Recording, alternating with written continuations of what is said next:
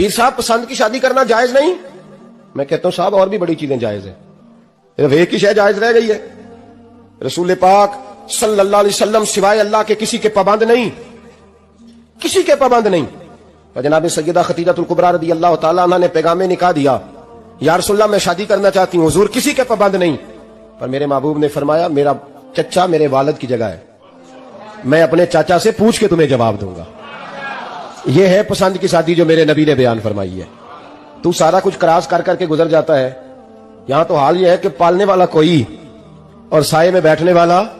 باغ تیرے دی کر کر راکھی میں ساری عمر گزاری، تو جدوں اے پھل پکن تے آیا تے لے گئے ہور بپاری۔ اور بیٹا گزرتا ہے اماں کے دروازے کے آگے سے، اماں کے دروازے کے آگے بیٹا امرود لے کے آیا ہے 6 کلو، توجہ ہے میری بات پر؟ ادھر دیکھیں جی، چھوڑیں تھوڑی دیر ہماری سنیں۔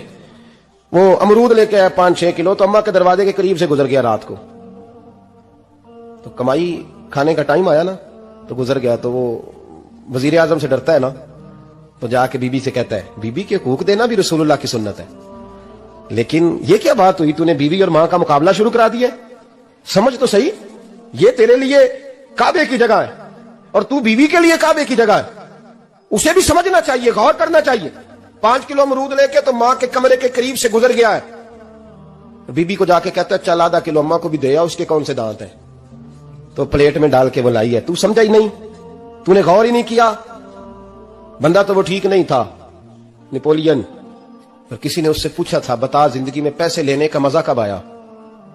اس نے کہا کہ مجھے مزہ تب آتا تھا کہ میں اپنی ساری کمائی لا کے اپنی اماں کے ہاتھ پہ رکھتا تھا، اور پھر جب میں اپنی ماں سے تھوڑا تھوڑا خرچہ لیتا تھا نا، تھوڑا تھوڑا، توجہ ہے میری بات پہ؟ اماں جی 10 روپے دے آجے، کہتا جب میں تھوڑا تھوڑا خرچہ لیتا تھا نا، تو مجھے یوں لگتا تھا جیسے میں بادشاہ وقت کے سامنے کھڑا ہوں اور وہ خزانے کا منہ کھول کھول کے مجھے دیتا جا رہا ہے۔ تو اس ذائقے کو سمجھ تو صحیح بھائی، تو اس کو سمجھ تو صحیح بھائی، یاد رکھیں اور غور کریں۔ ماں اور باپ، اب یہ بھی سن لیں، نبی پاک صلی اللہ تعالی علیہ وآلہ وسلم نے ماں باپ کے لیے فرمایا ہما جنتک و نارک، یہی تیری جنت ہے اور یہی تیرے لیے جہنم ہے۔ اگر یہ راضی ہو گئے تو تیرے لیے جنت ہے، ناراض ہو گئے تو چاہے تو ایک 100 پیر کے مزار پہ حاضری دے آ،